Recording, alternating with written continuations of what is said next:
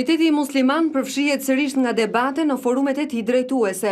Një grup antarësh të Këshillit të Përgjithshëm i përbërë nga sekretari i përgjithshëm i këtij komuniteti, Muftiu i Durrësit dhe Muftiu i Kukësit, vendosën gjatë një mbledhjeje pezullimin e kreut të këtij komuniteti, Selim Muça, me argumentin e veprimeve antiligjore.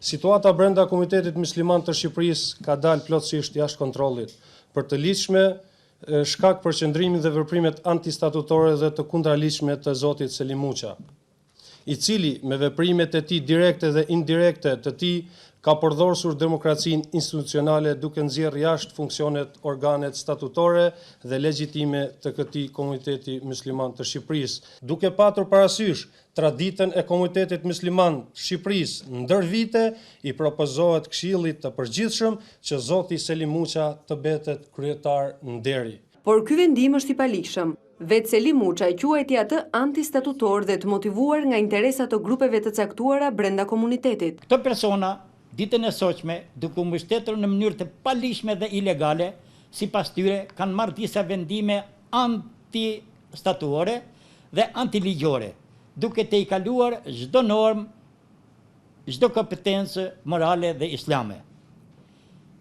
Vendimet nga ana e tyre nuk kanë asnjë bazë të vërtet dhe reale.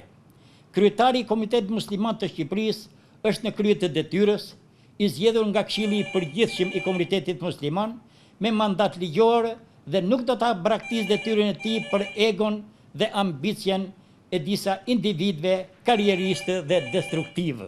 Palikshmërinë e ka vërtetuar edhe kreu i Komitetit të Kulteve Rasim Hasanaj.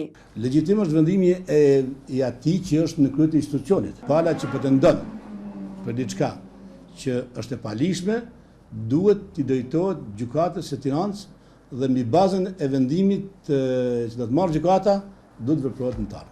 Kjo nuk është hera e parë që komuniteti musliman përfshihet nga konflikte të brendshme që kanë patur të bëjnë me zgjedhjet në struktura drejtuese apo çështje të pronësisë.